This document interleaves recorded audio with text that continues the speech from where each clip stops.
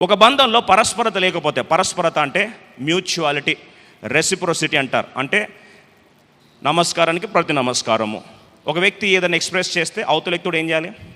ఈక్వల్గా ఎక్స్ప్రెస్ చేయాలి. ఇప్పుడు చూడండి, జనరల్గా ఒక మానసిక శాస్త్రవేత్తగా, ఒక సైకాలజిస్ట్గా ఈ మాట చెప్పాలని ఆశపడుతున్నా. చూడండి, ఏ ఫీల్డ్ అయినా సరే, బహుశా వారు డాక్టర్స్ కావచ్చు, నర్సులు కావచ్చు, లేదా కొన్నిసార్లు కేర్ గివర్స్ కావచ్చు, లేదా సైకాలజిస్ట్ కావచ్చు, ఎప్పుడు కూడా ఆ యొక్క కంపాషన్, వాత్సల్యత చూపించి చూపించి చూపించి ఒక టైంలో వచ్చేసరికి అలసిపోతారు. ఇంకో టైంలో కొన్నిసార్లు ఏం చేస్తారండి? విరక్తి చెందుతారు. దాన్ని కంపాషన్ ఫెటిగ్ అంటారు. కంపాషన్ ఫెటిగ్, సానుభూతి అలసట అంటారు.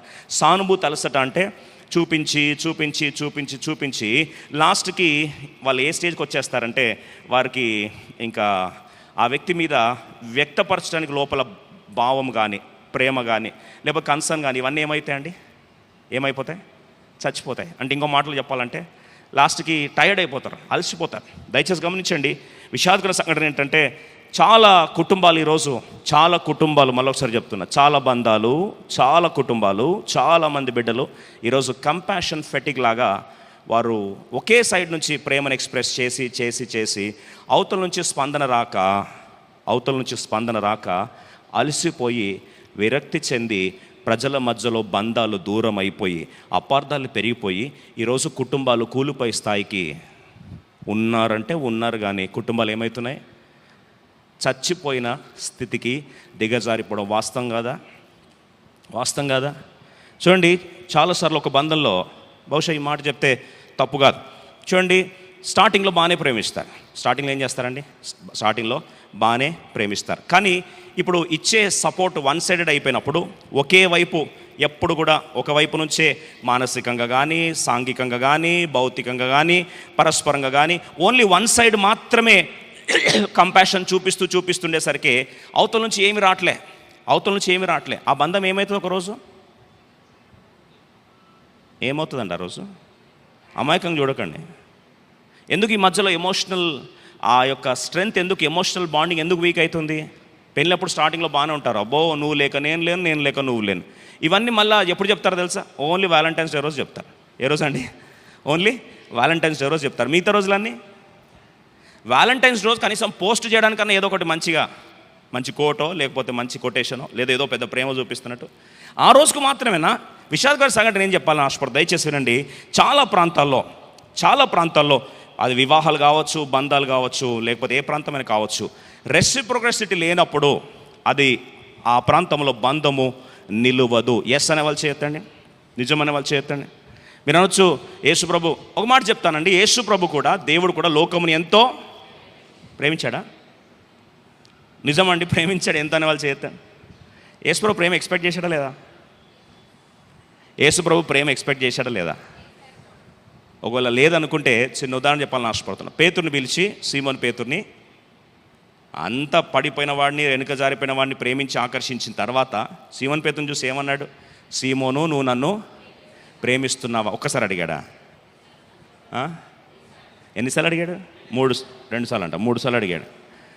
ముచ్చటకు 3 సార్లు అడిగేసరికి మనోడికి అర్థమైంది, 3 సార్లు బొంకిన నోరు ఇది, ఈ నోరు పెట్టుకొని నేను మళ్ళీ ఏమంటున్నాడు? ప్రేమిస్తున్నాను ప్రభు అంటే బాలేదని, సమస్తము నీకంతా తెలుసు ప్రభు అని అప్పుడు యథార్థంగా ఏం చేశాడు? ఒప్పుకున్నాడు. విషాదం ఏంటంటే, ప్రేమించిన యేసు ప్రభు కూడా, లోకమును ఎంతో ప్రేమించిన దేవుడు కూడా ఏం ఎక్స్పెక్ట్ చేశాడండి? అలా అంత కొత్తగా ఏం చూడకండి. అంత ప్రేమించిన, నిస్వార్థంగా ప్రేమించి, శాశ్వతమైన ప్రేమతో ప్రేమించి, మొదట తానే ప్రేమించిన దేవుడు కూడా, అంతం వరకు ప్రేమించే దేవుడు కూడా ప్రేమను ఏం చేశాడు? పరస్పరత కోరాడా లేదా? ఎస్ అనే వాళ్ళు చేయతండి. What did you expect from us? నరపుత్రుడా, ఏమి నీ నుంచి కోరింది? నీ పూర్ణ మనసుతో, పూర్ణ ఆత్మతో, పూర్ణ బలముతో నీ దేవుడిని యెహోవాని ఏం చేయాలి? ప్రేమించాలి. ఏం ఎక్స్పెక్ట్ చేశాడండి? ఏం ఎక్స్పెక్ట్ చేశాడు దేవుడు? ఎస్, ఏం ఎక్స్పెక్ట్ చేశాడు? ప్రేమనే కదా. పరస్పరత లేని దగ్గర ప్రేమ బతుకుతుందా? అమ్మో నాకు చాలా పుట్టడం ప్రేమ అండి లోపల అని చెప్పి బయట ఎక్స్ప్రెస్ చేయకు. ఎవరు తెలుస్తుంది? ఇది నెలలో లోపల పెట్టుకొని చచ్చిపోయిన, అయ్యో నేను ఎంత ప్రేమ, ఇంక అప్పుడు ఏడిస్తే ఏం లాభం? నన్ను ఒక్కసారి మళ్ళీ ఒక్కసారి వస్తే మొన్న ఒక ఆయన చనిపోతే వాళ్ళ కొడుకు రాస్తా అంటాడు, నాన్న ఇంకొకసారి ఇదే ఆఖరి ఇంత త్వరగా వెళ్ళిపోతాను తెలుసుంటే ఇంకొకసారి నేను హక్ చేసుకుంటే బాగుండు నాన్న అని రాశాడు. బాధ అనిపించింది. ఎవరి గురించి నేను ప్రస్తావించదలుచుకోలే, కానీ మనిషి ఉన్నప్పుడు వ్యక్తపరచాలా, చనిపోయినప్పుడు వ్యక్తపరచాలా? ఎప్పుడండి? ఉన్నప్పుడు వ్యక్తపరచాలి. విషాదకర సంఘటన ఏంటంటే ఈరోజు ప్రేమలో పరస్పరత లేదు, గౌరవంలో పరస్పరత లేదు. యేసుప్రభువు అన్నారు, నన్ను ఘనపరచు వారిని అంటే అర్థం ఏంటి? Did he expect? దేవుడు ఘనత ఎక్స్పెక్ట్ చేయలేదా? నేను తండ్రిని అయితే నాకు రావాల్సిన ఘనత ఏది అనలేదా? Yes or no? A God expects the respect, God expects the love. ఒక యేసుప్రభువే దేవుడే ప్రేమను ఎక్స్పెక్ట్ చేస్తే మనుషులు ఎక్స్పెక్ట్ చేయరా? బహుశా మీరు అనొచ్చు, పురుషులారా మీ భార్యలను, భలే చెప్తున్నారు, పురుషులారా మీ భార్యలను ప్రేమించిన. మరి పురుషులారా మీ భార్యలను ప్రేమించిన, భార్యలారా మీ పురుషులను ఏం చేయాలి? ఎగబడి ఉండు, లోబడి ఉండు. బాగానే చెప్పారు, మంచిగా ఉంది, ఇదంతా సూపర్గా చెప్పారు. మరి పాయింట్ ఏంటంటే, మరి అదే వాక్యము ఏం చెప్తుంది తెలుసా? రైట్, చూడండి దయచేసి 1 పేతురు 3:7 జీవమును కృపావరములో మీరు పాలివారు గనుక ఏం చేయాలా? 1 పేతురు 3:7 త్వరగా 1 Peter chapter 3:7 quickly. 1 Peter chapter 3:7 దయచేసి గమనించండి. పరస్పరత లేని దగ్గర ఆ బంధము నిలవదు. ఈరోజు జరిగిన విషాదం అదే. 1 పేతురు 3:7 కలిసి 1 పేతురు 3:7 అటువలనే పురుషులారా జీవమును కృపావరములో మీ భార్యలు మీతో పాలివారై ఉన్నారని ఎరిగి ఎక్కువ బలహీనమైన ఘటమని భార్యను సన్మానించి నీ ప్రార్థనలకు అభ్యంతరం కలగకుండానట్లు జ్ఞానము చొప్పున వారితో కాపురము చేయడు. ఏం చేయాలంటే భార్యల్ని? బ్రదర్ చాలా సైలెంట్ అయిపోయారు. ఇప్పుడు దాకా జోష్లో ఆన్సర్ ఇచ్చారు. ఇది రాగానే అమ్మో ఈ సన్మానం అంటే ఇదేందండి, సన్మాన సభ పోయేటోళ్ళకి చేస్తాం మేము, కానీ పదవి విరమణ కార్యక్రమాలు అప్పుడు వచ్చి ఏం చేస్తాం? షాల్ కప్పి సన్మానం చేస్తాం, కానీ భార్యను సన్మానం చేయండి మాకెట్లండి, కష్టం కదా అంట. దయచేసి గమనించండి. Yes, mutual respect. భర్త గౌరవం కోరితే భార్య కూడా ఏం చేయాలి?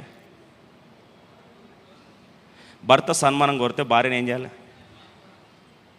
మహిమపరచాలంట. అమ్మో అంత పెద్ద పదాలు వద్దులేండి, ఇక్కడ రాసింది చదవండి. ఏం చేయాలంట? సన్మానించాలంట. నువ్వు సన్మానిస్తే అవతల నుంచి పరస్పర సన్మానం వస్తుంది. అవునని వాళ్ళు చేత నువ్వు ఇష్టం వచ్చినట్టు తిడితే పరస్పరత కూడా అదే వస్తుంది, ఇష్టం వచ్చినట్టే వస్తుంది. ఈరోజు విషాదకర సంఘటన ఏంటంటే, when there is no mutual expression, when there is no reciprocity, small misunderstandings have finally wrecked the houses. ఈరోజు కుటుంబాలన్నింటినీ చిన్న అపార్థాలు చివరికి కుటుంబాలు ఏం చేస్తుందండి? ముక్క చెక్కలుగా చేసేసింది. విషాదకర సంఘటన చెప్పాలని ఆశపడుతున్నా. రెస్పెక్ట్ అయినా మ్యూచువాలిటీ, రెసిప్రాసిటీ ఉండాలి. ప్రేమ అయినా పరస్పరత ఉండాలి. కన్సర్న్ అయినా పరస్పరత ఉండాలి. విషాదం చెప్పమంటారా?